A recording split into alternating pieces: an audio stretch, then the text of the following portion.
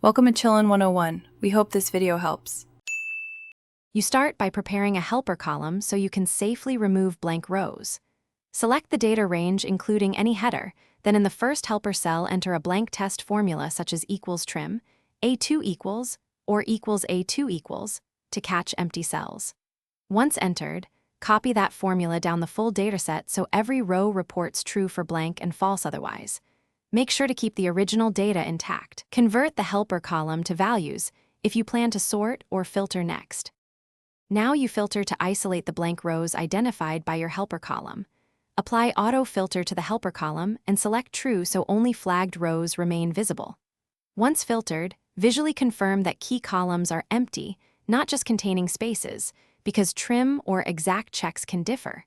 When satisfied, select all visible rows and delete entire rows. Excel will remove them from the worksheet. After deletion, clear the filter and remove the helper column to restore your clean dataset. To finish, consider alternatives for more complex data.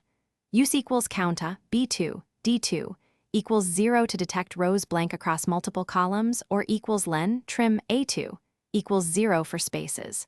Once you pick a method, convert formulas to values before final sorting to avoid formula shifts.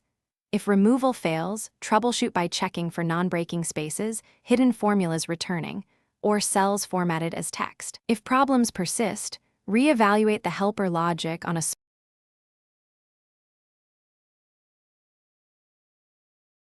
Thanks for watching. Consider subscribing if we helped you.